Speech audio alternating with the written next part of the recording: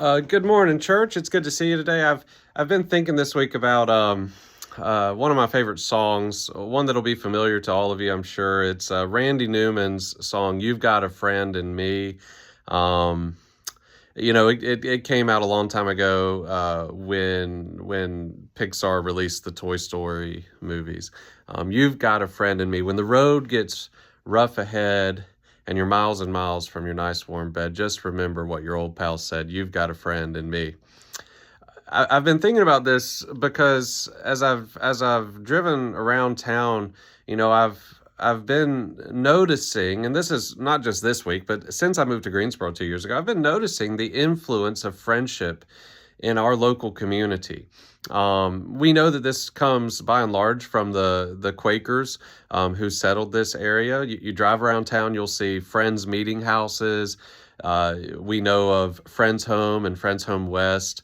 And of course, we've got our own road all about friendship, Friendly Avenue.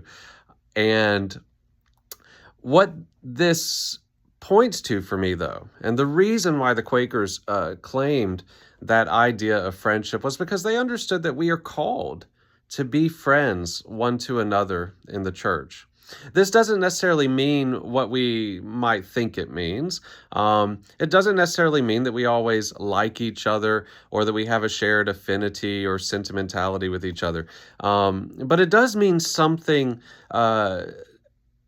in how we relate to each other, in how we support each other, in the idea that we stand with each other in this life.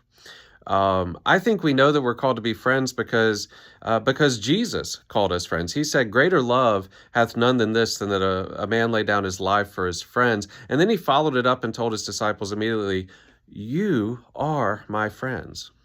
And as we are called to love each other as God has loved us, that means that we are called to a certain kind of friendship with each other in the church, a certain kind of friendship that is powerful in demonstrating love, that is even powerful to open us up to new life and to abundant ways of living.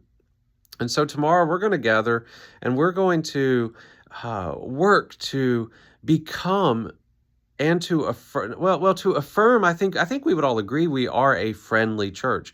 But I think what I want to challenge us to tomorrow is, what would it mean for us to claim that even more so? What would it mean for us to be even a more friendly church? And so I look forward to being with you all tomorrow. You are my friends. I look forward to being with my friends tomorrow. We're going to be gathering around the table for Holy Communion.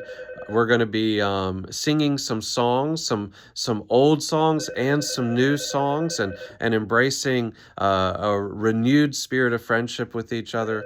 And we're going to claim that kind of relationship that God has called us to, a friendship that even has the power to change our lives and to change this world. I look forward to seeing you tomorrow at the corner of Cone and Lafayette. Till then, take care and God's peace.